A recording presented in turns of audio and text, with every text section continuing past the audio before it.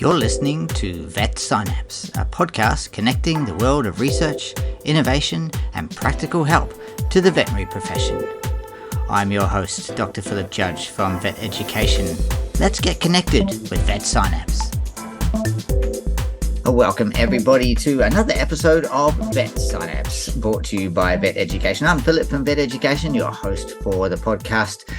And today we are welcoming Dr. Amy Collings, who is a technical services veterinarian with Dermcare Vet in Australia. Welcome, Amy. Thank you so much for joining us on Vet Synapse. Hi, Philip. Thank you so much for having me today. You're most welcome. Now, today we're going to be talking about a product called Barazone, which is a leave-on conditioner that contains a corticosteroid, budesonide. Can you just tell us a bit about this product and what makes it unique for our canine patients in their battle with allergic skin disease? Yeah, absolutely. So, this is very exciting for Dermcare. This is our first prescription product. So Barazone is a symptomatic treatment for canine atopic dermatitis, contact allergy, and other allergic pruritic skin conditions in dogs. So as I mentioned, it's a prescription product, so does require a prescription by a veterinarian. The active ingredient in Barazone is budesonide. So budesonide is a glucocorticoid. So it acts in a similar way to other glucocorticoids, so acts on various different cell types and mediators involved in that inflammatory pathway. So we find when we apply it topically, it's absorbed into those skin cells and it's actually very locally acting, and it undergoes a process called reversible esterification. So this is where a portion of that budesonide will become inactive and it will form like a reservoir in that cell. And then as the active portion of the budesonide gets used up, it will actually reverse that process.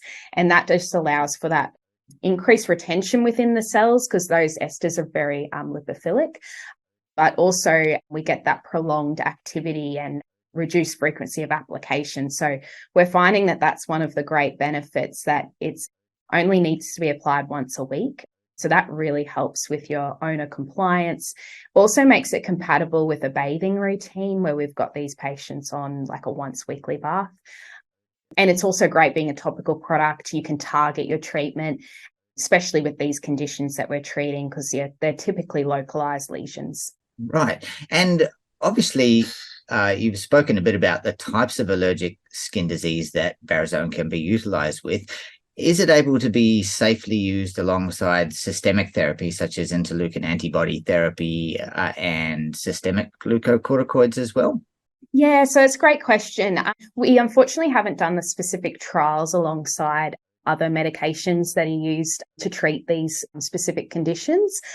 We do just recommend that you have a look at the precautions and any sort of drug interactions with those specific products that you're likely going to be using it alongside, and just making sure that they're not contraindicated with a topical corticosteroid.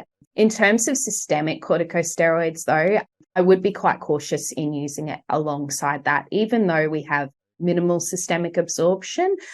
We just haven't specifically tested it in that way. And yeah, I would just be quite cautious in those aspects.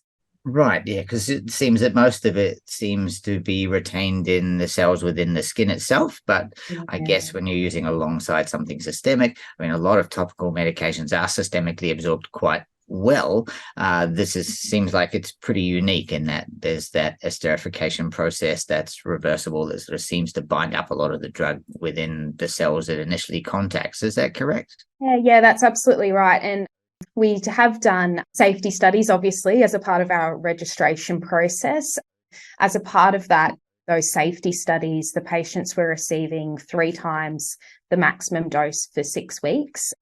And we monitored them closely, so looking for any adverse signs clinically. But then we also did blood tests as well, so hematology, biochemistry. And we looked at all the blood results, but specifically those ones that you'd typically see affected with systemic steroids, so your white blood cells, ALP, glucose, cholesterol, and we didn't see any significant changes with those patients. But in saying that, we can't say that it's not systemically absorbed at all, so we have to sort of have that precaution that we wouldn't use it in any case where you wouldn't use a corticosteroid, basically. Yeah. Of course, yeah. How about long-term use? You mentioned that the studies that have been carried out for registration purposes sort of involve giving quite high doses for a short period of time, up to 6 weeks. Has it been used sort of long-term over sort of 1 to 2 years, given a lot of these allergic dogs, particularly atopic dogs and contact allergic dermatitis dogs that have these conditions for years, and oftentimes they can get worse over a period of time. Do we have any data right at the moment on the safety of the product sort of looking forward to those longer term use patients? Yeah, so we just recommend with any long-term use that we're just reducing it down to the lowest dose and frequency just to manage those clinical signs. It is just a symptomatic treatment. So in some cases, you might have a dog that's only needs to be on it for certain periods of the year if it's a seasonal allergy. But yes, definitely there are those dogs that unfortunately are just allergic all year round. So in those cases, yeah, I would just be monitoring them very closely, always just trying to reduce the dose and frequency just to basically keep them comfortable and manage the clinical signs. But in terms of specific research data, we haven't done anything longer term. So yeah, I would just be, obviously monitoring, frequent rechecks, and always getting to the lowest dose. Right. Yeah. And I guess some of that data will come out as time goes on. I'm expecting. Yeah, it's a newer product, so it's only been out since last year. So yeah, of course, that we will know more as the years go on. So cool. I noticed reading through some of the product information that there are quite a few refereed journal articles in support or looking at the efficacy of Barazone. Could you have a chat with us just about some of the published literature that you've got to date and how that applies and what sort of information that might be able to give veterinarians who are considering it as treatment modality for their allergic skin dogs? Yeah, of course. So Barazone has been shown to reduce the extent and severity of lesions associated with allergic skin disease in dogs. So that's been demonstrated over numerous studies. So we did have a study, this is a published study that we performed. So it was a randomized blinded placebo-controlled trial. And in that trial, there were 29 dogs enrolled. So they received 3 weeks of once weekly treatment with either Barazone or placebo, and then they were crossed over to receive the alternative treatment for the following 3 weeks. Mm-hmm. Showed in that study that Barazone improved skin lesions and pruritus in those patients significantly when compared to a placebo. And we also did another study that looked comparing it to cyclosporin as well, which we all know as a widely recognized treatment for canine atopic dermatitis. And it was shown to be comparable to cyclosporin as well. So, yeah. So those were just a couple of the studies we performed. But yeah, a published study, vets should be able to find that on any of the platforms that they normally use.